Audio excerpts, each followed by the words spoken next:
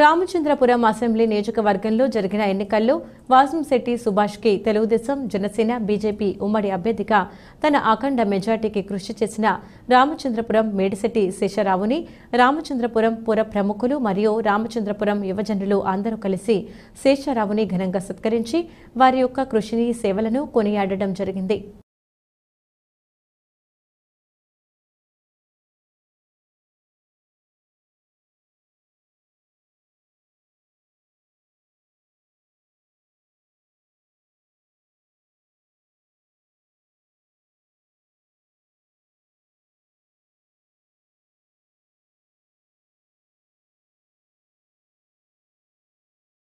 రాజకీయ చరిత్రలో ఇంత మెజారిటీ ఎవరికి రాలేదండి అసలు.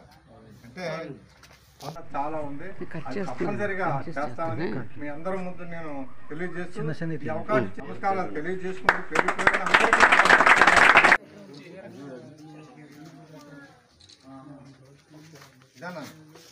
సుముఖంగా ఉన్నారన్నమాట. అందుకని దాని గురించి మనం ఏదొక్కలేదు. ఈ విధంగా ఏంటంటే ఈ విధంగా సన్మానించబడటం ఎప్పుడో నేను విలేకరుగా చేసేటప్పుడు అప్పుడు చేసేవారు. అది ఎవరికొరకు ఈయన కానీ ఎంతమందితోటి ఈ విధంగా సన్మానించబడటం నా యొక్క ఏం చేయకపోతే నా కర్తవ్యం నేను చేశానంతే. ఎందుకంటే ఒక పార్టీలో ఉన్నాం కాబట్టి ఆ పార్టీలో ఉంటూ ఒకవేళ టికెట్ అందరికీ రాదు, ఎంతోమంది 10 మంది 10 మంది అని ఆ వచ్చిన వాళ్ళకి నేను ఒకవేళ పూర్తిగా అది నాదే, నేనే అభ్యర్థి ఉన్న విధంగా నేను తిరిగి ఆయన నెగ్గించుకున్నాం. ఇక్కడతోటి కొంత బాధ్యత అయినట్లయితే ఉండాలి.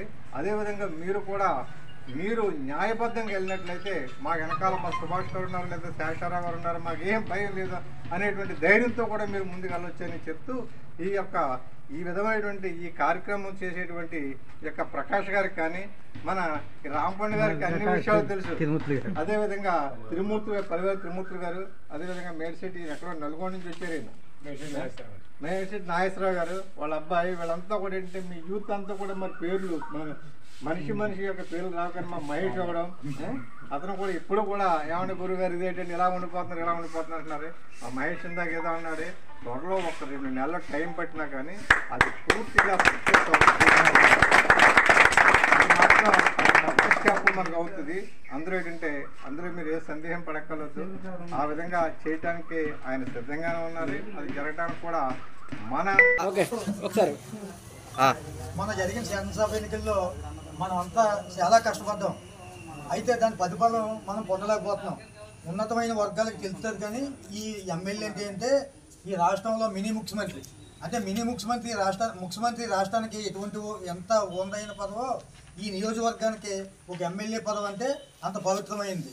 ఇటువంటి పదవి ఉంది, ఇటువంటి ఎమ్మెల్యేకి మనం ఇంత సేవలు చేసి గెలిపించుకుని మనం పనులు చేయించుకోలేక, ఆర్థికంగా బలపడలేక, ఓ పక్క మన పిల్లలకు ఉద్యోగాలు చేయించుకోలేక, మనకేమీ తెలియక మనం వెనకబడిపోతున్నాం. ఉన్నతమైన వర్గాలు ఏం చేస్తారంటే ఏ పార్టీకి సపోర్ట్ చేయకుండా కొంత వెనక్కి ఉండి నగ్గిన తర్వాత బొక్కీలోకి వచ్చి వాళ్ళని మేనేజ్ చేసుకుంటారు.